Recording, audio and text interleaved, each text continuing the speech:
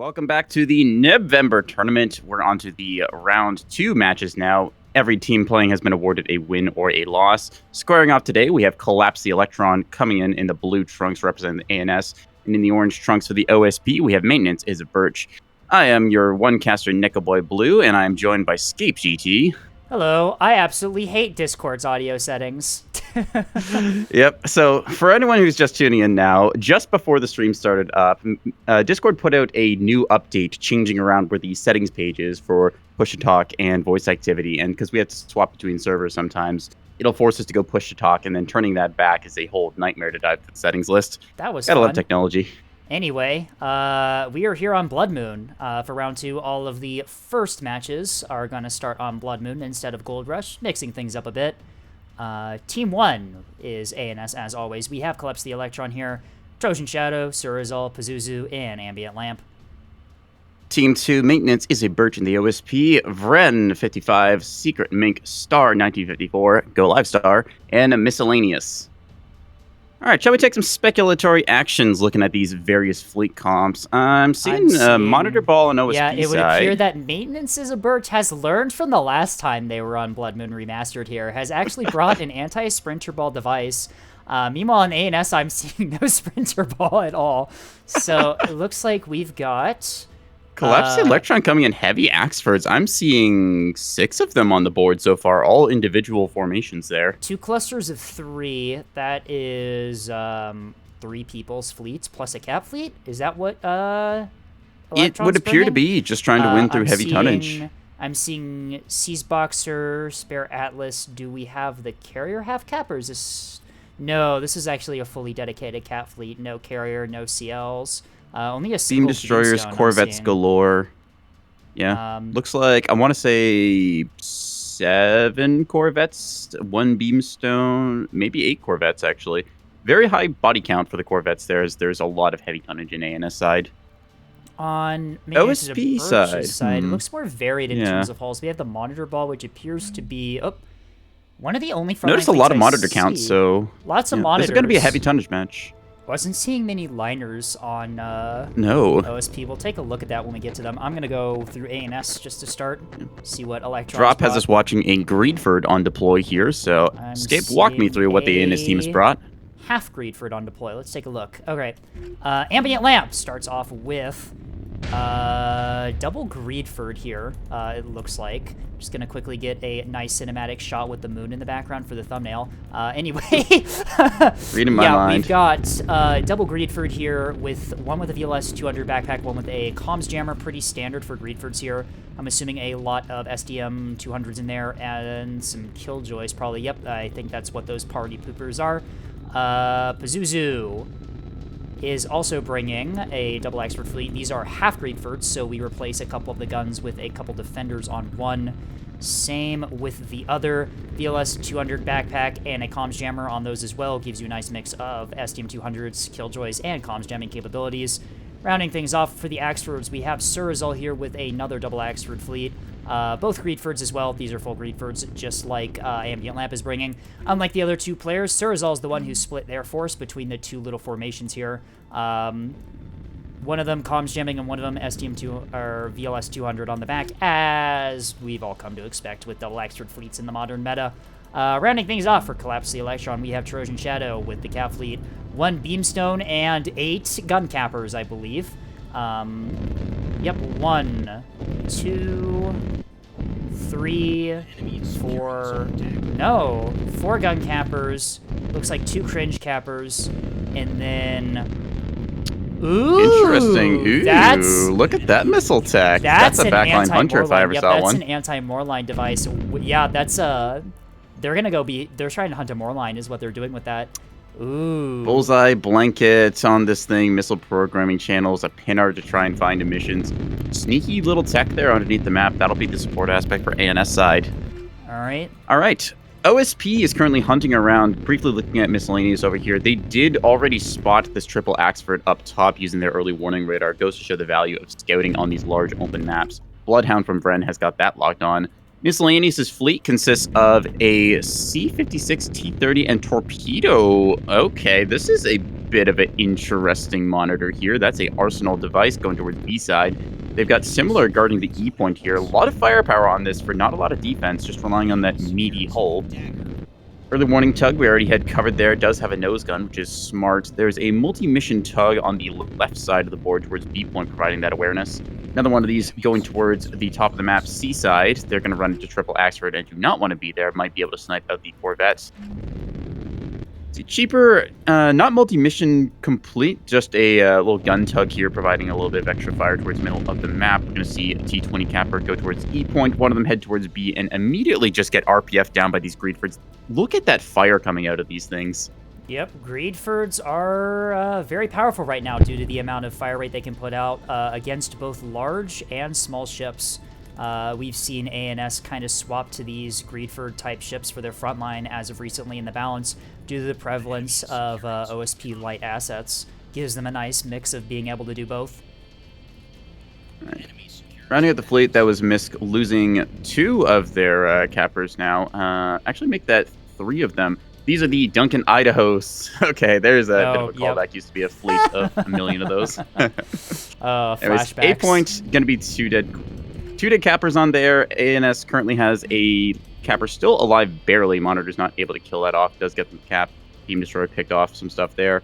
Seeker Mink comes into support with a singular carrier here. Has some T-20 deck guns as well as having the extra launch pad there. This thing, yep, just a whole bunch of fighters. Has a couple of wake skiffs there. I am just going to say it right now. This is, yep, R2 spam. Has a couple of SDM2s for the checkbox purposes, but we've seen R2 Piranha Strike do very well in this tournament.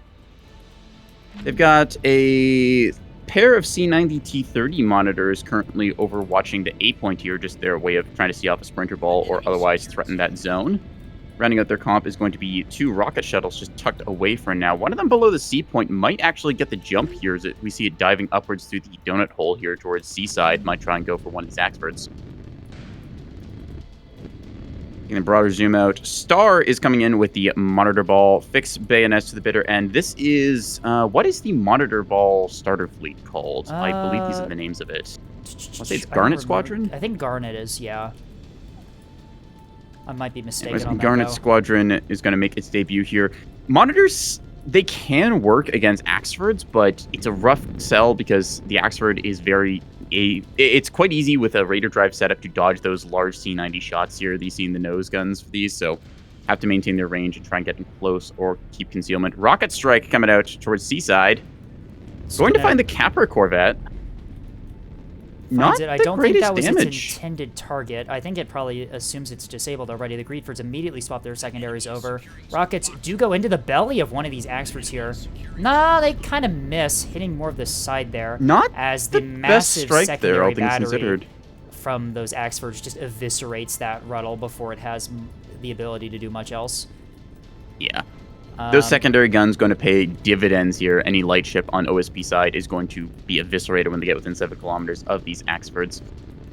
Star is now getting an engagement range. They do have plasma, which is going to matter. This close range, you can pretty much not miss, provided you get your shots onto target. You see the first plasma shot goes wide, as is tradition, due to slight turret inaccuracy. Gunners get a little trigger happy, but they're in the danger close range. The double Raider whip build on these Axfords allows Sirzal to just pull that Axford back absurdly fast, back into cover away from the monitor ball. Very nice. They've gotten their C-cap and are just giving ground now, trying to maintain distance for safety. Scoring off against them in the far out orbit is Vren coming in with Kyanite Squadron here. Vren loves this fleet. Bloodhound Tug is going to keep these things spotted, and then these double liners are going to be putting down as much fire as they can. That said, this engagement here, Triple Axford is favored against these liners. Liners want to pop in and out of cover, and these Axfords just want to hold down the trigger like they're doing against the open space assets. Right. All right, so a lot's happened since we started going over the fleets. Taking a look at the initial state of the board right now, ANS secures a very advantageous 4-cap. Triple Axford on C, Triple Axford on B, currently disabling Misk's torpedo goalie on Boxer. C, being pressured by the monitors and Vren right now, those 3 Axfords is really tough to remove.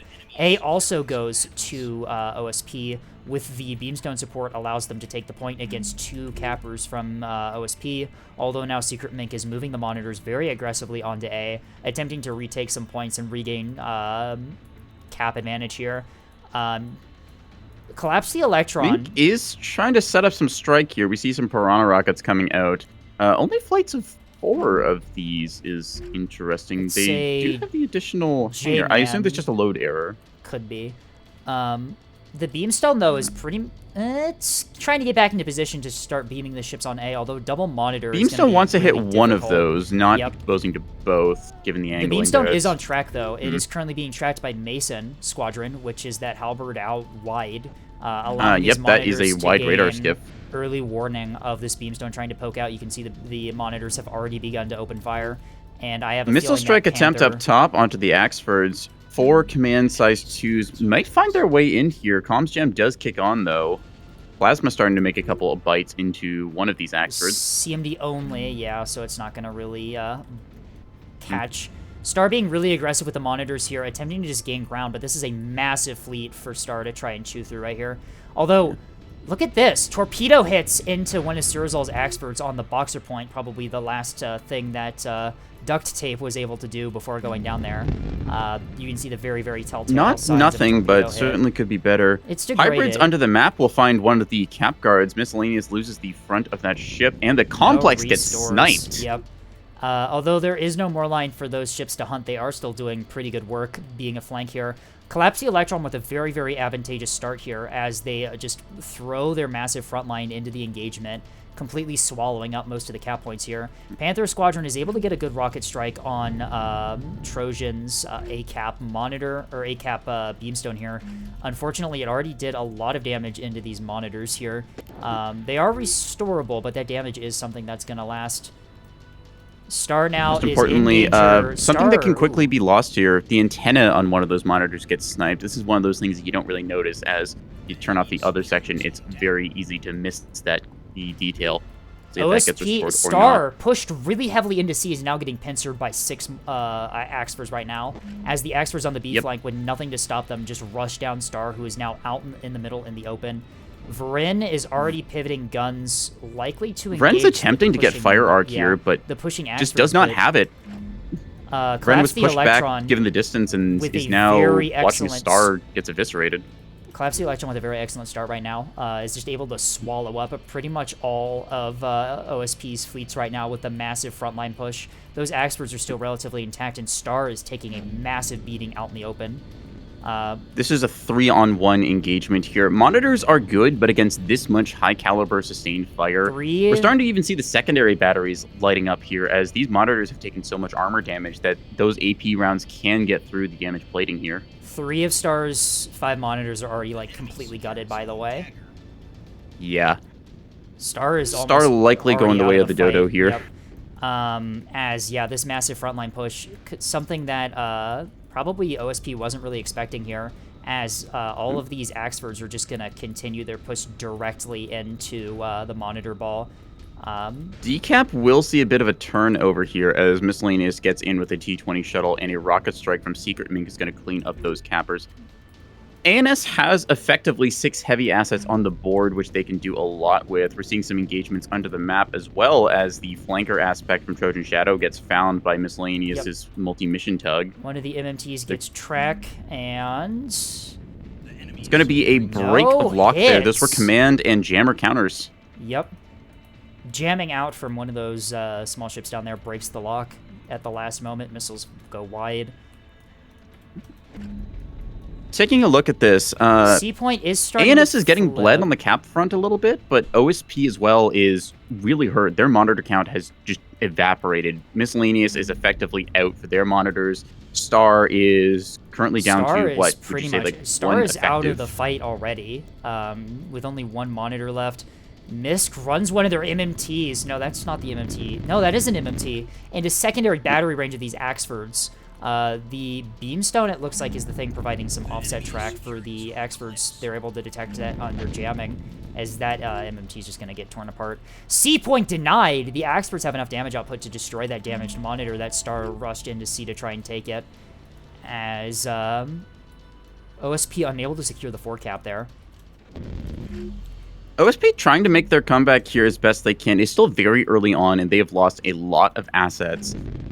Ren wants to try and take a gunfight here, but every force that they're engaging, NS has wisely done this grouping where there's 50% more tonnage than you would normally expect to face off against for your comp. We're seeing Ren just not really able to find the engagement angle they like. They tried squaring off against 3 Axfords and then had to give ground. Star charges in to try and play aggressive, and the 2 players just not able to get their fire at the same time as Pazuzu and Surzai over here just wisely fall back behind cover after securing C. Probably a little misplay from Star playing so aggressively on the open like that. They were trying to push the Axfords off of C. They had track on the Axfords at Boxer. They knew that they were there. Curious as to why they didn't position themselves a bit different there, so they could have taken 1 ball at a time. But now it's pretty much just I think this was a case of not line. expecting the B push to come over so quickly. Thinking they had a little more time or possibly tunnel visioning. Definitely has happened to me before in Neb doing that. Right. Bloom down to the D point will scorch one of the Duncan Idahos, but that doesn't really mean much given it's a shuttle. Lower part of the map is looking pretty comfortably in the hands of the OSP. E-Cap are going to be cleaned up. I believe Cobra Flight inbound with bombs on this in a second should spell the end of that. Already used their rocket pedalux. Mink is doing a really excellent job on the Capel right now, especially using those Ruddles very effectively. Is able to gut another one of Trojan's cappers, as Trojan is pretty much also out of the fight right now.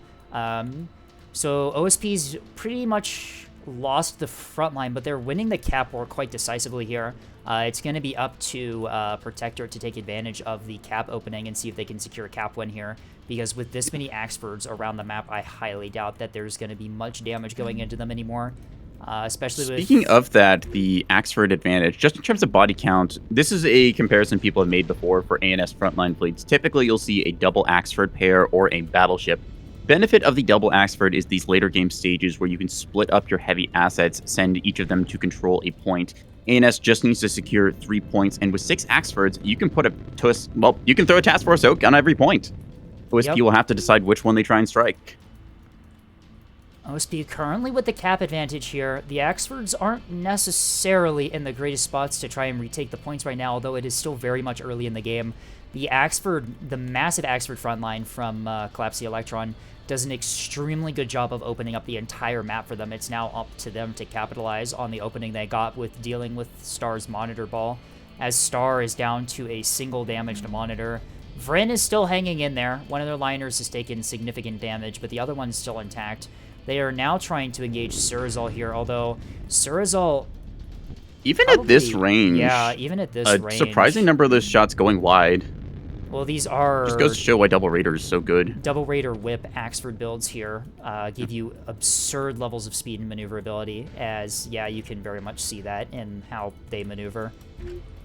E-Point is... Ren trying to do the Kyanite engagement here, and, like, for all the shots that they're putting out, not a lot of damage happening on these 3 Axfords. They've taken some here and there, like a couple guns are knocked out or an ammunition elevator, but for all the effort that OSP's put in, that is a healthy front line. They're also engaging within secondary battery range of those Greedfords. 120s in that amount just tear apart liners. Fred needs to get out of there. Those liners are going to go down real quickly here. As you can see, the damage is already starting to add up on even the healthy one. This is the healthy one that they're engaging, and you can see how much damage it's already doing. Secondary batteries will punch right through that armor, like Scape said. Seeing a critical event go on. Boosted Reactor gets sniped out here. Does have restores, but that's going to buy them a little bit of time as power is briefly cycling there. Has to turn off radar and engage. Surzal also with the Axford flank. Yep, as nothing stopping the Axfords from just flanking around the side here. You can see Ambient Lamp just sits one of their Axfords on the Boxer point, preventing it from getting back capped, while the others, looks like Ambient's other Axford is probably going to dive E, as the other one is just going to commit to this flank here on the liners. Hot Rod Flight attempted to engage and instead gets eviscerated by SDM2s, has to break off from that. Axford Ball still has a decent count of missiles, and with only a singular support carrier here in the form of this Journeyman, losing those fighters is not something that they can really afford. If they're going to get a strike through, they need to have a critical mass to really sucker punch something and break that armor. Vryn is forced to scram one of the liner's reactors here, as Final Orders is dead in the water. No Other Way is getting absolutely torn apart, engaging this triple Axford. Now 5 Axford combo here at close range. 5 Axfords onto these liners. They will die incredibly fast. Vryn curiously deciding to push here is just going to get torn apart by this crossfire. Doesn't here. really have much of an option. Danger behind, danger ahead. They're trying to commit to the frontline fight, see if maybe they can hit one of these They could have Axfords pivoted here and knock them closer out. to But A and tried to preserve for the cap war, but yeah, no, you're right. it's just an awkward spot there, caught in the open up top, and then no cover nearby to run to or effectively hide under. This is actually a pretty close repeat to what happened the last time Maintenance Is A Birch was on Blood Moon. The enemy brought an extremely aggressive and extremely powerful fleet comp that they just pushed with very early on, and just like in the last time with the Sprinter Balls, Maintenance Is A Birch here just gets overwhelmed and is unable to adjust to the massive rush at the beginning. Yep. Secret Mink. We are seeing these Axfords start to get degraded. Couple shots into the broadside here, but OSP has just trickled in piecemeal, and these Axfords have happily won it with their heavy tonnage firepower. All 6 also, on the Axfords Cap are War still side, perfectly functional. the 6th Axford in question over on the B side, because it has its secondary batteries, it can see off light cappers, especially with these things buffed up by, let's do an ammo elevator count. Yeah, 5 ammo elevators on 4 Mark 62s. That will rip apart any light asset that gets close. Right. In this case, I think that OSP, they wisely teched against Monitor Ball. We can see this just with the sheer, or wisely teched against Sprinter Ball using monitors. We see this with the body count of monitors. Each player bringing in at least 2 of them, or in the case of Ren, having the T20 secondaries. That said, though, team went the entire opposite way and went oops all beef as the Axford Ball just kind of emerged and shredded through the OSP front line. Protector trying to do their best to just dive onto C to take the point, although Surazol's already moving one of their Axfords onto the point to just contest it. Yep, the monitor goes down as C point is denied. C point is not being taken by OSP anytime soon in this game. Secret Mink from below. Reactor Bloom from one of these monitors might actually catch these Axfords here. That's a 30 seconds on that from the one last push from Star. Yeah, CT11 is pretty close here, although considering how much OSP's bled right now, I don't know if they really have much to take advantage of one of the Axfords losing its armor. Yeah. Fighters could get a R2 strike through, provided there's still ammunition for that. But look at this. Who is this? Pazuzu's also moving an Axford to see. Yeah, that Reactor Bloom is going to kill the armor on 2 Axfords here. 5 seconds to go here. Let's watch this Bloom, shall we? Live reactor reaction right there. That is going to be a armor strip and a half on those Axfords. Does open them up to potentially these monitors from Secret Mink down low. These things have C90 and T30 and can actually start doing some damage now. They can swap to HEHC. Let's see if they do that. They're currently busy just gutting one of Pazuzu's Axfords here. The broadside, honestly, from the C90s is doing an excellent job of just degrading Busy Talon here. As you can see, it's currently Busy Talon, down. taking a look at it. No, it's pretty injured. It has suffered a lot of damage staying in that static position. We talked before how the C90 can be dodged quite easily with Double Raider, but once you get to this degraded state where a lot of your thrusters are missing or your drives have been like dinged, say losing one of them, denied you to the thrust there, that's where the C90 becomes so scary because it's like, what, 300 or 360 damage a pop with this thing? Right. CCAP contest is actually going to start up here slightly as Final Orders, despite being burned to a crisp. Barely on the point, but yeah, Trojan steps on one of their functional cappers here. Functional is a strong word. This thing has basically nothing left in it. It's functional enough to. I thought you were referring to the Axford there for a second, but. No, I was talking about the capper. Yep. Oh, a little bit of friendly fire starting up going here, on. trying to get the crew kill on this. Pazuzu slightly friendly firing Surazol's Axford on C here with the RPF secondaries there. They are just close enough to prox fuse. It's an Axford. It can take a few rounds. Yep. All right, so currently seeing the E-cap flip go through. Oop, another reactor bloom. That one's a little far away from everything, so no major flips there. Anything. Ambient Lamp made their way onto the E point, though, and is seeing off one of the tugs there. Yep, a Duncan Idaho tug goes down to this RPF fire. And yeah, you can see that the mass strat from Collapse the Electron with the Axfords, they're just going to throw their ships onto points here. I have a feeling that Ambient Lamp is going to sit that Axford onto E and is not going to move it off the point until the game ends. Same with Surazol heading A right now. There is that J-Man on the point here. Journeyman is the one hope that OSP has right now, trying to get an R2 strike onto these, cripple them enough for a potential bomb follow-up. OSP's front line is non-existent, and it's really on Mink right now to see what they can do. Misk is down to 2 of their tugs holding ground. I still Cap think state, there's 3 cap for ANS. there's more than enough Axfords here to win on points, as all... Because, I mean, even with just 3 caps, ANS wins here. It's the Protectorate needs to take a point here or else they lose, and with this many Axfords just around the map, I highly doubt that that's possible. Yep. CT-12 Removing now... ANS cap fleet was a good move, but unable to deny any of these Axfords. You really need to limit the ANS body count. Oop, we lose Darg any spectator booth there. That's unfortunate. Probably a DC. Vulture Flight coming around the corner here. They're going to go for their run. Greedfords do pay for this a little bit. However, they do have point defense in Arc the Defender. Let's see if Vulture gets their strike in or not. Yeah, it has 2 defenders on the shoulders, which means that R2's theoretically away. it should be able to deal with bombs. Rockets like that aren't going to pin the armor, as 2 of the fighters immediately just go down. There's 3 down. They're going to turn Defender around cleans and up on the way out. try and drop bombs, but yeah, the defender was just quick enough to just gut them. Secret In this case, you need to target certain components like radar panels or point defense guns, forcing your rockets onto target. So we see them spread wide there. On an Axford with still fully healthy armor, I don't really think that's necessarily possible, though, not with 1 R2 strike.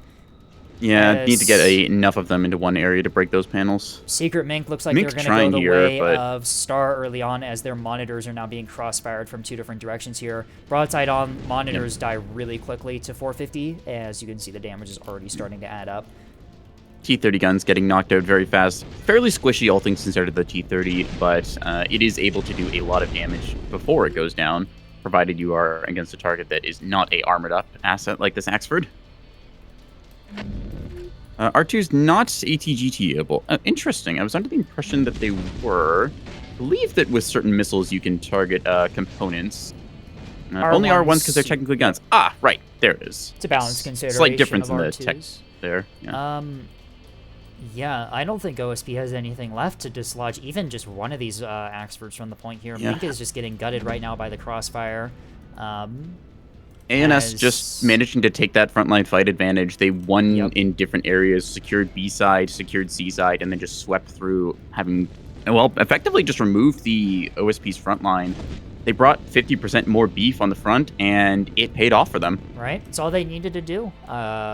The catching Star out in the middle with the monitors there, I think, was the decisive moment of this battle. Star played those really aggressively despite knowing the flank was possible, and paid very dearly for it, as, you can see here, it looks like Maintenance Is A Birch. Definitely could have been a different engagement. Vren had to give ground awkwardly there, which hurt them. If Vren and Star had coordinated a little better, possibly swung around the right side of C point, that gives an avenue for the carrier to potentially come from below with an R2 strike, taking out at least 1 Axford. They did have a tonnage advantage of 6,000 points squaring off against 4.5, but just couldn't capitalize on it there. Right. No, the Axford, the triple Axford over Boxer swung too fast for Protectorate to really take advantage of being able to catch the first group over C.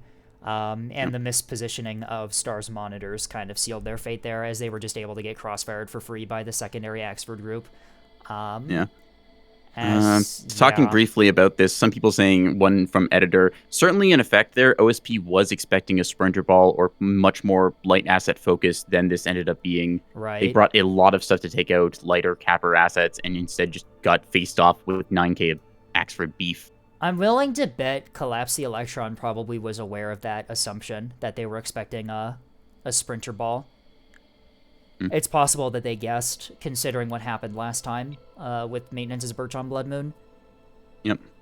As definitely some interesting stuff here, mind games wise, in the fleet editor, as we've seen Sprinter Ball very good this tournament, but at the same time, these Greedfords, these have been making a bit of a comeback lately, as people have decided that, hey, secondary battle gun liner's pretty good. What if we took that on Axford? And well, we see the damage numbers able to be pulled here. Right. If you know what you're doing with the soft kill setup on Greedfords, you can pull off pretty much the same survivability with the secondary batteries now. As, Collapse the Electron is going to take that 1-0, as it's going to be Maintenance Is A Birch is going to be able to decide the next map. Let's see what they decide to choose.